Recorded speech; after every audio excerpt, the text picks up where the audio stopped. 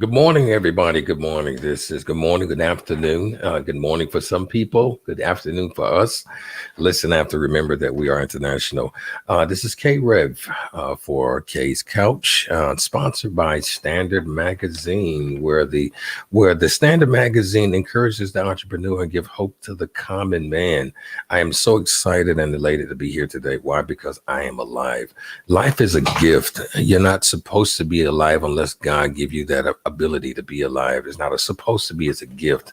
And it's not by your power or your might, it's by the grace of his hand that gives you the strength to be able to get out of bed this morning. So I'm happy. I'm happy to be able to utilize my voice to let you know that you are important, to utilize my voice to let you know that you are a person who matters to the universe or to the universe around you, or to your people that you're connected with, and others that are influenced by you and your presence. So you got to know that you matter and that you are important. Don't let anybody stop you from moving. Don't let anybody stop you from pushing towards your goals and pressing towards your goals. You have to remember that I always say the promise of your life is in the press of your life. So even when it gets hard, don't allow nothing to stop you or withhold you from that promise or destiny. And so you have to know that. So now I'm off my preacher soapbox. Listen, I'm excited this afternoon to have such an amazing young lady that I got a chance to meet. Shouts out to Stan Matthews, to MBN Matthews Business Network. Got a chance to meet her and become acquainted with her from there. She's a mother. She's a change agent. She's an educator. She's an empowerment specialist. She's an author that was born in Brooklyn, New York, and was raised in Newark, New Jersey. She graduated from Science High School and headed south to college to earn her bachelor's degree in biology at St. Augustine's University in Raleigh, North Carolina. After which she returned home with a desire to empower the community from which she came, and quickly find, that she had immersed joy to help to shape and foster the vision of brilliant young minds. And that's amazing that someone would want to sacrifice their time and sacrifice who they are to really reach back and to let the new legacy that's coming, or tomorrow's hope, she wants to train and help and push them. So listen, after I call it my great introductory music, we're going to be listening and talking to the great and awesome Love Gaillard. Listen, it's happening here on the couch, K's Couch.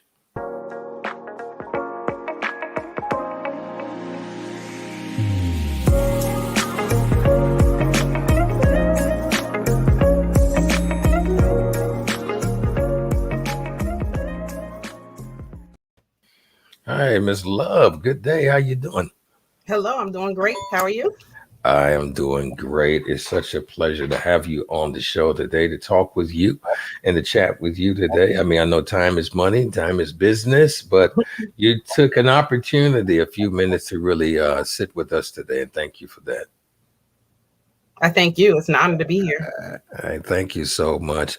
I'm excited. Now, I did say it was good morning. Now, I have a friend of mine named Ellen. She's dropping in from California, so it is still morning there. So I'm glad that she got a chance to drop in. Listen, I want to first of all thank you for the sacrifices that you've rendered in your life. I really do. I do that because it takes sacrifice. You gave up a lot of movie nights to get this knowledge that you have. You gave up a lot of personal time with family to really grant us this opportunity to talk to you, ask you questions, and to really get to know you a little bit more. So I want to first and foremost, thank you for what you put in and the time you put in to do this for us. You're welcome. Actually, I want to know first and foremost, I got a couple questions that I wanted to kind of talk about with you. Now, tell us just a little bit more about yourself. You are a master of social work. So to work with people on the level of a social worker, it takes strength and a strong why. you know. So before we go into, the why you do it, so what keeps you motivated to do this? Well, as you can see, I'm charged up. I'm always charged up. That's my personality, to be charged up. But to do this work, social work, to go to enter people's lives, to try to bring about the best version of themselves, what keeps me motivated is their strength. When you see people grow, when you see the spark in someone's eye that they're getting it, or the hunger and thirst for knowledge, and they're willing to listen and hear, it's exhilarating. It's exhilarating when you can share your knowledge with someone else, no matter what age, and they are thirsty to hear what you have to say, is wonderful. And it's a form of giving back, because I've had mentors who have fed me, like at the table, and have given me so much, from college, high school mentors. People have always tapped me and touched me. All my life, people always said that I was blessed and that there was something special about me. When I was in Newark as a teenager, the Muslim guys at the vending tables would give me books and tell me how blessed I was and how beautiful I was. And they would give me books. There's one book called As a Woman Knoweth, as a woman thinketh. And I was a teenager. And so I've always had people touching me and giving me. And as I got to get older and understand life and see how what they told me was manifesting, I'm like, oh, I got to share this with somebody else, And then when I came home from college, before I left college, I got some kind of awakening. Some people say it's like the Holy Spirit or some type of thing came over me when I was like, oh, now I see why Newark is in such a bad place for the most part with a lot of people. They don't know. So I was like, I'm going home to tell them. I'm going home to share what I learned, all this wonderful stuff. So I've been on that journey ever since college, when I realized, I ran from Newark. But when I was in college, I realized what was going on. I'm like, oh, no, I have to go back, and try to share. And ever since I've been back, that's what I've been doing. And so that's what keeps me motivated, that spark in people's eyes, the thirst for knowledge. I can't get enough of it. Now, that is amazing. To hear of someone that goes hard because of the reaction of someone else and the motivation that someone receives from you. Now, I've been taught, my father taught me growing up, shouts out to Bishop Kerry Rivers, appreciate that, man. He taught me that sometimes you'll probably be the only Bible that somebody would ever read. So, it's important for you to, if you're going to do something, if you're going to have a business, if you're going to run, strong, you have a responsibility to know what you're doing. You have a responsibility to give off this information. So if people are being influenced by you, you don't want to be in a position to where that you're sending up false claims. So to be in a place as yourself to give us information that your spark or your push and your motivation is because of somebody else's, reaction. That is amazing. I love that. And I definitely would love for you to please keep doing it. I know you've been doing it now for quite some time. So don't give up now. So the energy exchange. Energy exchange. Okay. You give information, someone is excited to get it back. You give and take that energy. And the more energy that bubbles up from someone, it comes onto you as well. It's like giving someone a compliment, and you make your face light up, you light up.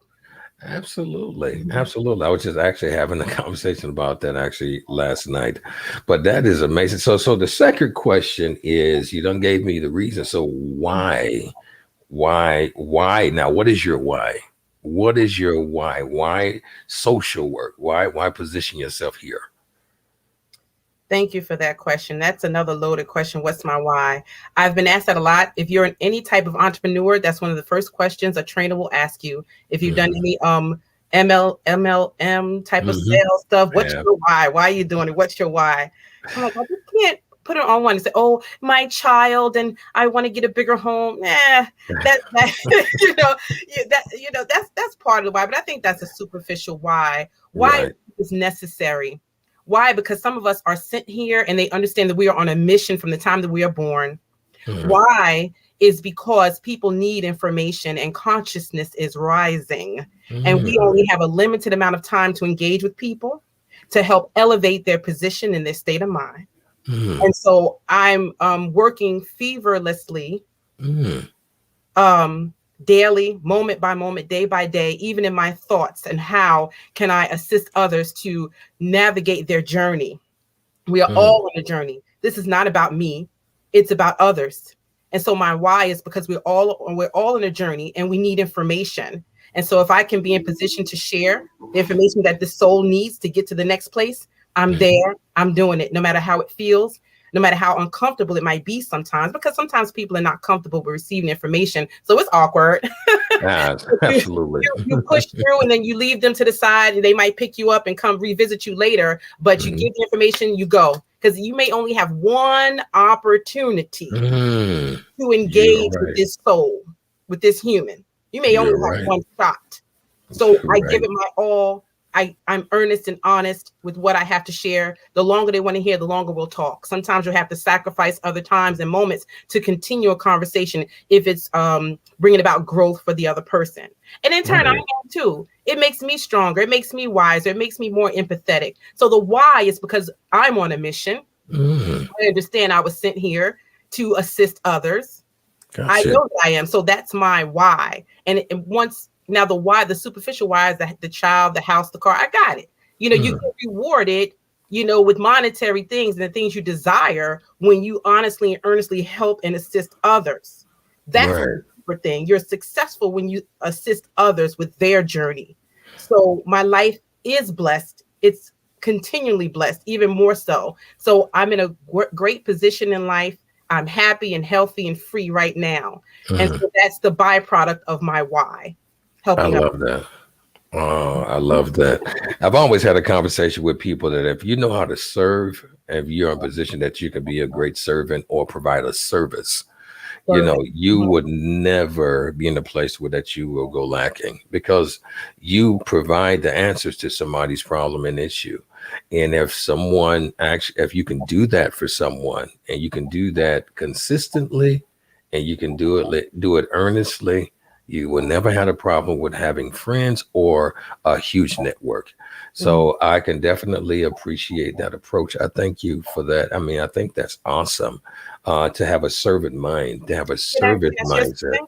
Go ahead. Yes. Here's a twist in that. When you say a huge network and friends and things like that, it takes a lot of energy to do what I do and to do the people like me. Absolutely. So I may be energetic, enthusiastic, but I need to come home and rest. I'm often to myself. So in my private time, I'm okay with me. I'm my best company. I'm glad. It takes so much energy. Sometimes I have to come home and take a rest. You have to learn how to manage these missions that you're on. And when you're pouring out, you have to replenish yourself. And so I just want to let people know that if they are this type of personality and they feel exhausted and frustrated, it's only because you need to replenish and you don't need to be around people all the time. Do what you have to do, but go home. Make your home a sanctuary and relax, maybe for a couple hours, couple of days sometimes. And forgive yourself, be kind to yourself and relax and replenish and then go back out again. So it's not always rah-rah with the people all the time because you'll exhaust yourself. Well, I thank you so much because even with that push and that press, you do have to find a balance. And so you're right. You know, it's not always just about the network, but it's really about the most important person, which is you, you know, it's you. So if you're not in a manageable state, you know, if you're not managing, you know, your situations or your businesses, then everything else doesn't matter because you're not here to be able to manage it. So you're absolutely right. I love that. I have to make sure that I keep that in mind too. Self-care, be well. Self-care is always amazing. And so, okay, so in 2000, you authored a book. You authored and created a book called Young Women's Journey, A Young Woman's Journey. And now, you know, we can find it as an ebook on Amazon. So tell us a bit about that and what would it take for what will be a takeaway for a young woman who will read this book?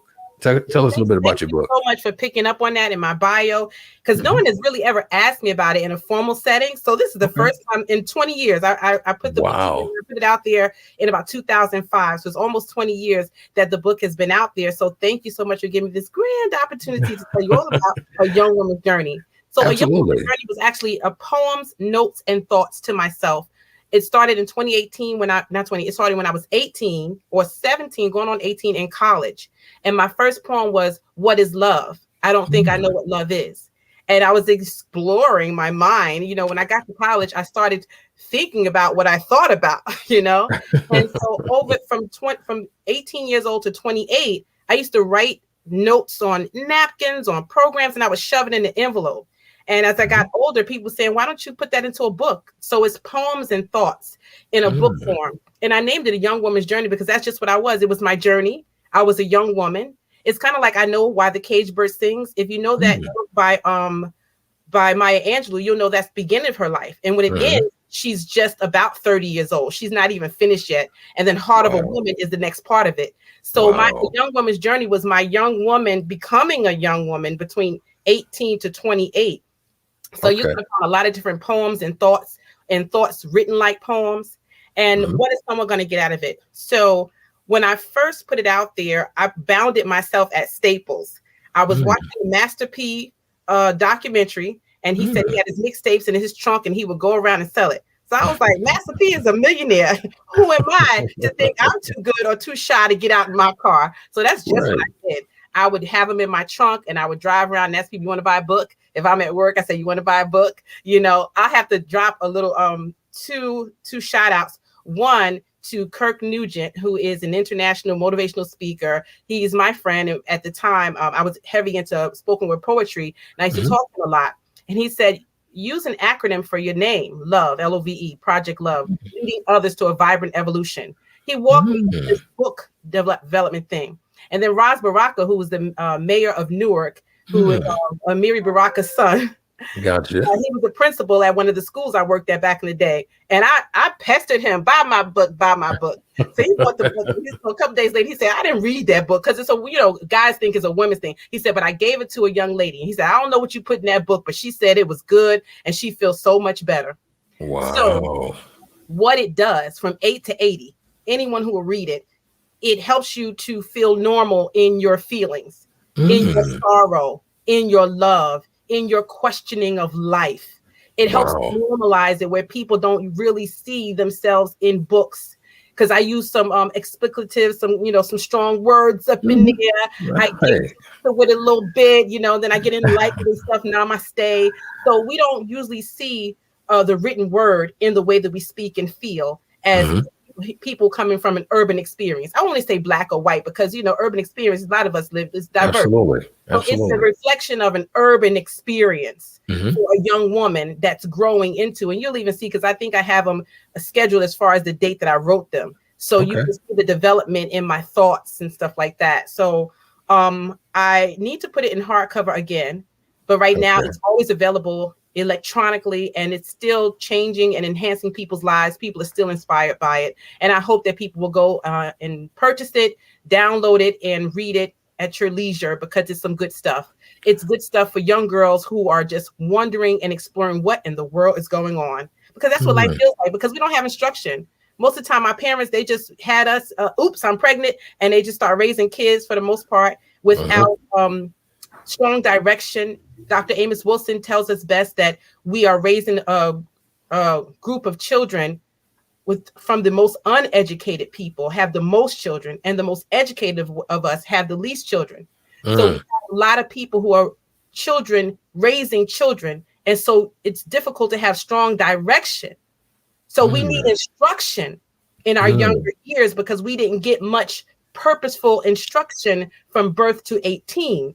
We were clothed and fed and loved the best way parents knew how. But there is strategic instruction in raising young people that is necessary. And so this book gives them strategic examples and understanding and awarenesses of what's going on. One last plug is Dr. Frances Cress Welsing says, a man and a woman should not marry until a woman is 30 and a man is 35. Not until then do they realize they've been miseducated. And then they can re-educate themselves, and they can adequately protect and educate their families. Wow. This So is all of good. No, all of that is great. Listen, young women, please go out and purchase A Young Woman's Journey by author and creator Miss Love M. Gaillard. She is a master. She's a master of social work. She's good with the mind, conversation. She's, as you can tell, very energetic and charged for her purpose. So I'm definitely excited about that. And again, this broadcast is sponsored by Standard Magazine. Listen, So you mentioned briefly, as we wrap up here, you mentioned briefly in your text conversation, right quick, Project Love. So now I want you, I know it's an acronym. I know it's an acronym. So those who are listening and those who will go back and listen to the replay, let's talk about Project Love. Now, what's the purpose of the program and who is your target audience in this? Well, like I said, my good friend Kirk Nugent, I'm going to Mhm. send him this link to give him a shout out because Project Love has been serving me ever since. And I can't thank him enough for inspiring me to Awesome. come up with this acronym. So it's leading others to a vibrant evolution. And I Mm, did that in 2005. So I was just about in my early 30s. So remember, I told you, I've always known I've been here for a purpose. right. I've known that I've been here to share something, and it's Mhm. taken time to develop, and I'm very concrete about it now. And so leading others to a vibrant evolution is a global definition of what I would be doing. I didn't even know yet what all the evolution I would be doing, but most Mhm. recently I'm teaching social and emotional learning. Okay. Love that. Social and Yeah. emotional learning is a process through which children and adults understand their emotions, set goals, Mm, problem solve, things like that. So I started with Rutgers University and the Abbott Leadership Institute. I'm working with various other institutes, and since quarantine, I've been teaching it online all over the place, nationally, and I have some international people pop in from here to there. mhm. What it does is give people a safe space to unpack their emotions and then give definition to what's going on with them inside. As we know, Wow. consciousness is rising, but the average human does not know what to do with these new feelings. Most of the time, we're still telling people to stuff it, stop crying. Crying is for wimps. Man up, woman up, all type of weird things we tell people because we might be uncomfortable with the way they're emoting, right? Mm, So social emotional learning gives people a safe space to emote, to discuss what's going on, and then define what it is with strength and feel empowered.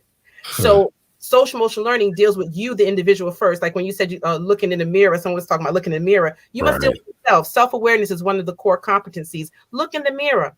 Whenever you're upset, if there's something negative, upsetting, or people, whatever might happen, Mhm. ask yourself, what about that situation or person made me upset? Mm. Because that same thing wouldn't make you upset, Carrie. You know, Right, it's a right, right. traffic jam. You are burnt up. It's a traffic jam. It's a traffic jam. I turn on music and I get to singing like nobody's watching. You know, so Absolutely. so we must first realize that everything that makes us upset is not upsetting to everyone. So explore within. Mm, What is it? What's that deep thing that was just ignited that made me upset? So once you start doing self exploration and thinking about what you think about, now you feel safer to share with others or even be empathetic. The next step is we study empathy as well with this program. mm, Empathetic towards others because everyone's having a rough time in this human experience. And mhm, so each person's job is not to make it worse or to villainize you for being wrong. mm. It is saying, whew, yeah, I feel like that sometimes too. So Project Love is leading others to a vibrant evolution. Within that, I've done clothing drives for women who are at a place and need clothes. If you need a clothing drive, I can put that together for you at any time. We got a young woman's journey. I've taught etiquette. I teach etiquette and social etiquette and table etiquette for youth and adults as well. So it's all encompassing. It's everything that I've been doing. Oh, special education. My main job. We didn't even talk about my main job, and I know you have to go. My main Now job is go ahead. a special education child studies team social worker for the special Mhm. education population within Newark, New Jersey. I work K through 12, pre-K through 12, and so I've really grasped the special education laws and understanding of what families need. So I do Mhm. consultations and I do workshops to help people understand the resources within special education so that there's no stigma and that people can move forward and get what they need for their children and beyond. Because special education doesn't just end in 12th grade. If you still need support, the federal government has made ways for those individuals to receive support, even if they're not severe in their special education needs. So on and on and Wow. on. So it's all encompassing. Wow. Listen, this is not the last time you're going to be back. So I'm excited to hear more about Project Love. And I really would like others to get involved or to be involved. Is there ways that, individuals can do that or they just reach out to you, talk with you? How would that go? Well, my main site is Project Love and at Facebook. You can reach Okay. me at Love Gaillard on LinkedIn. And you can email me through those sites. You can get me on Twitter, Project Love. On Instagram, I'm Keziah's Mommy, MSW. And I wonder, should I change it and make it more professional? No, I am Keziah's Mommy and proud of it. All right. So I'm her mom and I have an MSW. So Kezias MOMMY MSW, Keziah's Mom, Keziah's Mommy, MSW. Because I know a lot of people are on Instagram. And that's easy. That's like one of the fastest ways. So inbox me, DM me, send me a message. We can partner. I can come to your organization, corporate, churches, private, one-to-one consultations, whatever people might need. I'm available. And I'm a scheduler. I'm a big scheduler. So you can't call me and say, can you come tomorrow? So, because remember, self-care. So as much as I can do a lot, I'm off during the summer. So I'm trying to take it easy so I can replenish and then get back to it, because this all can be overwhelming, other people's energies and stuff. Right. But, contact me and I will see what you need, make an assessment, and then we can move forward. Listen, you heard it here first from Love Gaillard. You heard it here first from the master social worker herself. She's an author. She's a CEO. She's a change agent. She's most of all a mother. So she understands the importance of self-care, but also taking care of others. So listen, Love, it's been a pleasure having you here today. And do you have anything that you want to send off to the audience before we go? Well, first, Carrie, I want to thank you so much for inviting me. I haven't ever had a chance to speak about everything I do all on one platform. So it was like, it's refreshing. It makes me feel all good inside. I'm going to be, this is going to last me for another week or so before I have to repair myself over something. You have stuff going on. You're like, what's not just blessed 2 days ago?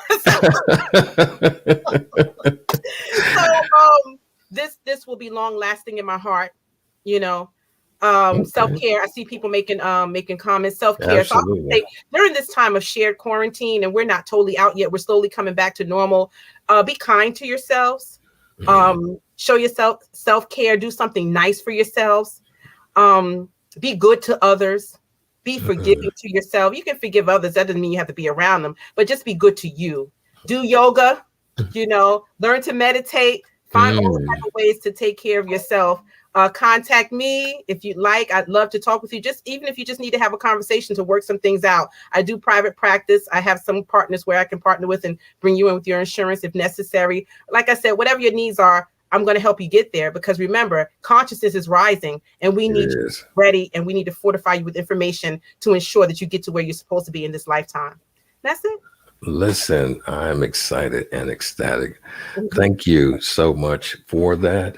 Thank you for your information. And again, thank you for your experiences in life and the things that you had to deal with and go through just to get to where you are with us today. So I think that is phenomenal. So everybody, you all know my deal: love life and live love, because you only get one. So until next time, we're going to be checking out the Kouch, and you guys have a great week. Hang out with me just a minute, Love, after I in the broadcast. Okay. So it's been a pleasure. So it's been Kouch. It's been on the couch. Yeah, be good.